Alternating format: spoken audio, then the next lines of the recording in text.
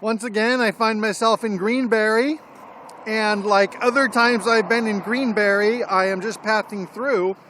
And like other times I've been in Greenberry, it's overcast and gray today. I don't know if I've ever been here when it's sunny. So continuing south. Right now, I'm at the Finley Wildlife Refuge. And this trail right here was the trail that in January I was trying to find when I got lost in the woods. And it wasn't open at the time, but now it is. But actually, I'm continuing down Bruce Road, which was the road I was looking for, because I'm continuing that walking trip that I was doing in January.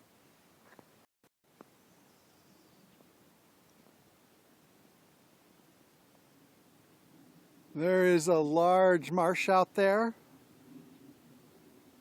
Maybe semi-artificially maintained, but probably this is naturally a marshy area. It's also currently the middle of the May, and the hawthorn trees, the crataegus, are still in bloom. A little bit later than usual. They're called Mayflowers because May 1st is the typical time they start to bloom. And I really wish my camera captured smells, because sometimes I'll just be walking along and then I'll smell that crataegus sorbus smell. And I'll say, where is it hiding? Here it is, it's waving at us. It feels a little unusual. I was doing these trips in January and then I paused for a while. Although I did a lot of other things. I've been to Portland twice, Eugene twice, been to the coast. And it's really strange because today we're having this late winter and it feels cool and overcast just like it's still January. The difference is that now it's the middle of May, so the sun doesn't go down until 8:30 and it doesn't get dark until 9, so I have more time to play with.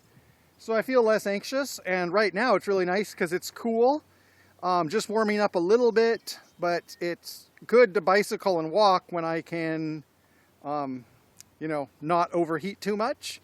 It is expected to rain later, so I want to finish most of this trip and be home before the rain starts. And we will see how that goes. This might be Muddy Creek, but it's difficult to know because, pretty much all of this is Muddy Creek.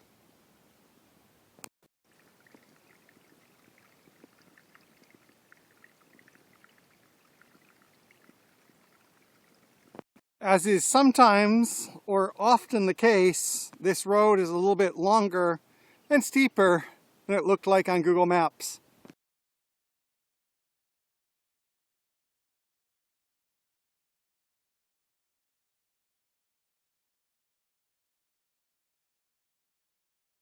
This road, Bruce Road, is one of those roads that doesn't have Google Street View because it's a gravel road and there's like 10 houses on it in 3 miles. And those roads can be hidden treasures because you don't know what you're looking for. It can also be a little bit more windy and up and down than you would think. I've reached the crest of another little mini hill. And when I was planning this trip, this was just going to be a short little connecting route.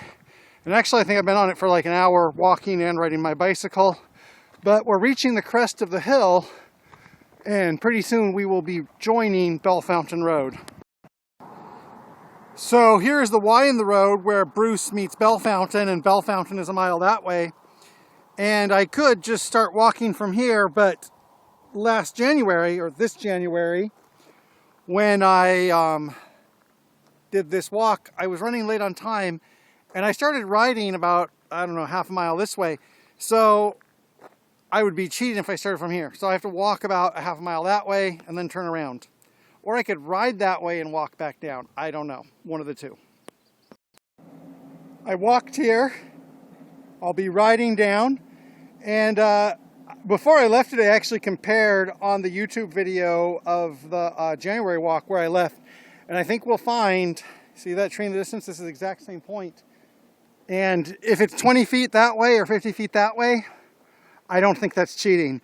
So I'm going to ride back to the Y, and then I'm going to walk to Bellfountain.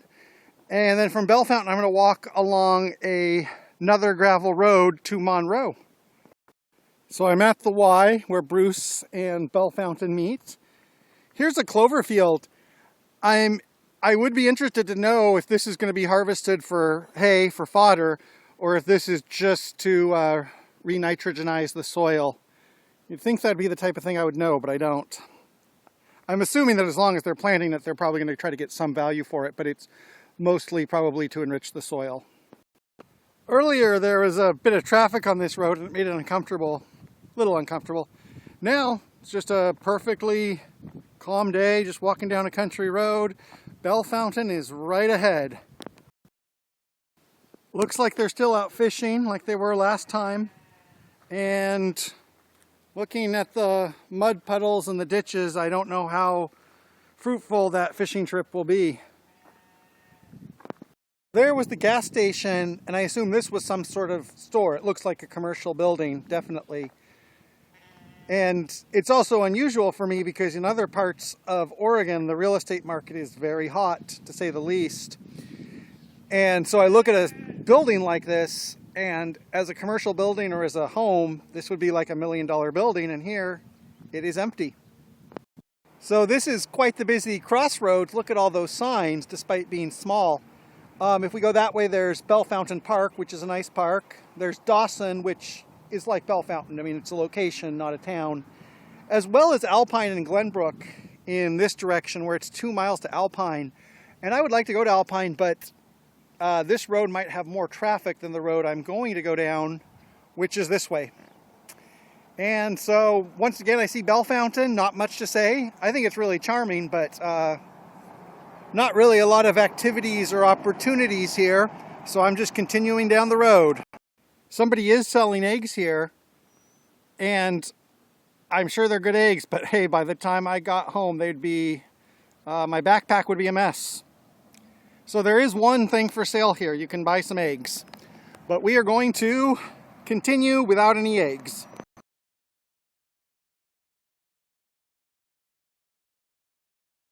So I'm walking down this country road. It's called a lane on Google Maps. It connected to another road. Lane a lot of times is a dead-end road, so I hope it is not. And it's starting to rain. Here comes the rain again, falling on my head like a new emotion. Being rained on is not a new emotion. I'm from Oregon. And right now it's 2:30. I started this trip 4 hours ago. So pretty good. And like I said, we have 6 more hours of daylight, so I'm not afraid of that. I'm kind of afraid of the rain. So just keep going.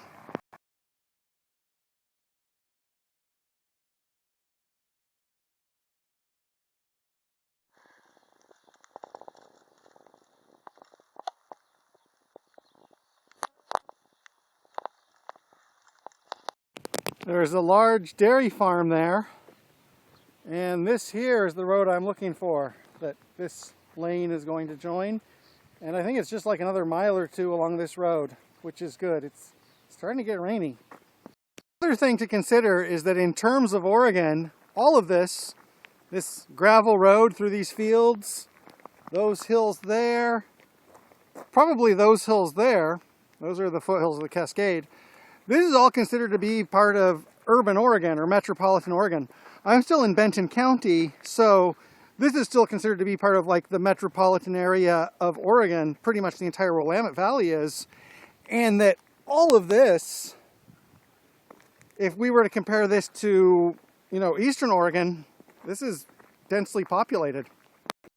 I've been walking down this road for a while. Going to be walking down it for a while longer. It's raining steadily, but not too hard. We'll see where that goes.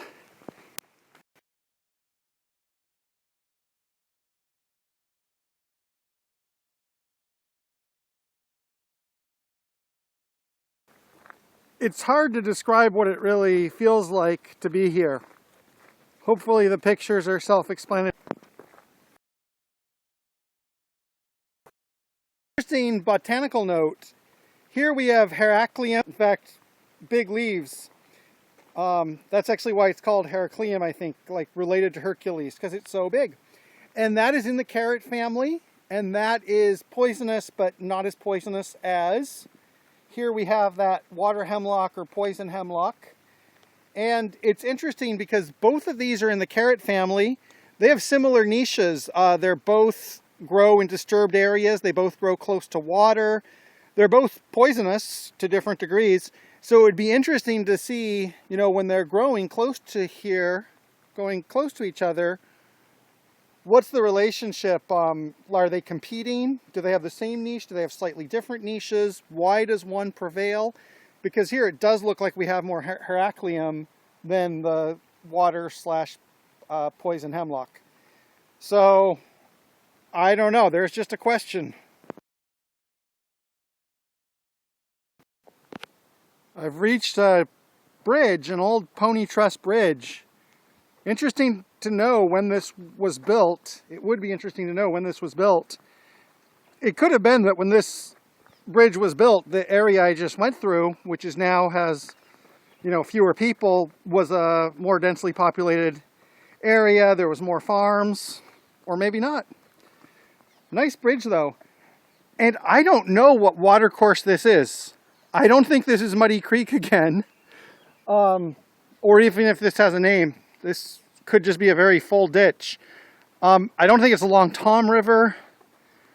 Could be the Alpine Creek, if that's even a thing. I like the mystery.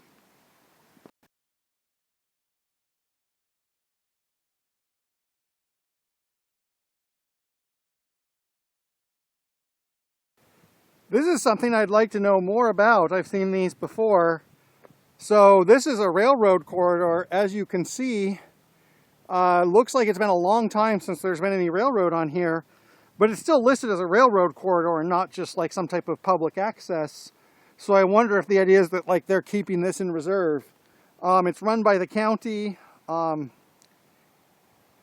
don't know what to say about that. There's a lot of old transportation that I see, like that bridge, still in use, but like transportation corridors or infrastructure or right-of-ways from when the county probably had a different economic basis and population distribution. So it's kept there and you can't access it, but it's there doing something. So this is Alpine Road, getting back onto a more busy road. That's the way to Alpine, and that's the way to Bellfountain, or no, not to Bellfountain. I just came from Bellfountain. That's the way to Monroe. I think that we're just outside of town. I think it's on the other side of that hill. I have to walk along the side of this road for a while, which I don't like, but that's part of this game.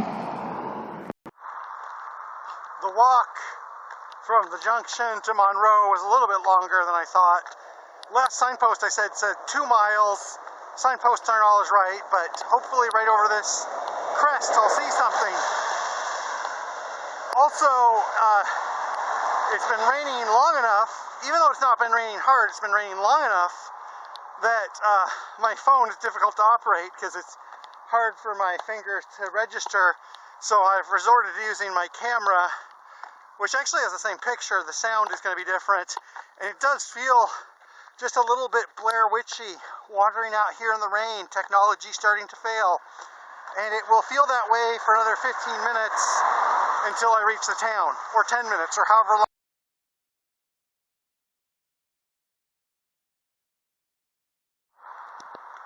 Well, there's a highway junction right away, right ahead. There's Highway 101. And this is one of the things, when I looked on the map, I saw this road that I'm on now left me right outside of town.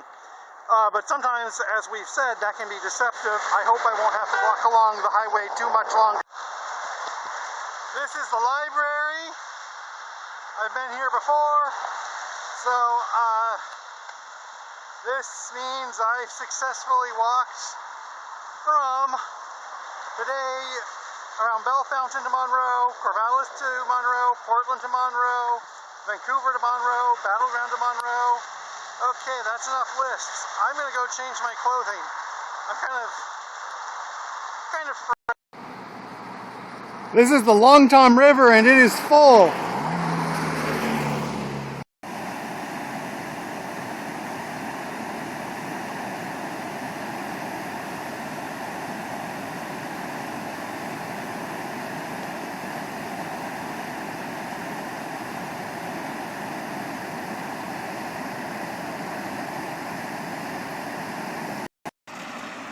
I'm sitting here wondering if a matchbox is in my clothes, and I don't have a matchbox, but I sure have a long way to go.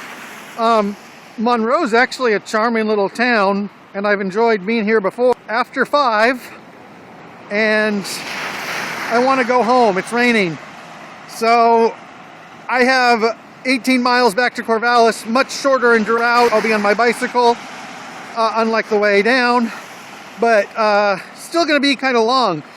And my activities kind of expand to fill the day, so it'll still be getting close to dark when I get home.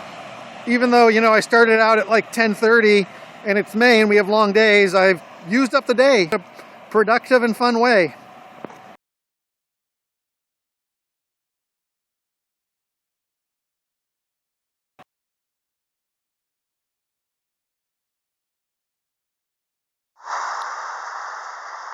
I'm in Greenberry again, where I started out from. It's about 6 o'clock.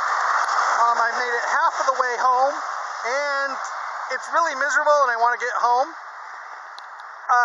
Interestingly, about last year in June, I went to Harrisburg, and that day was hot, even though it was raining at the end.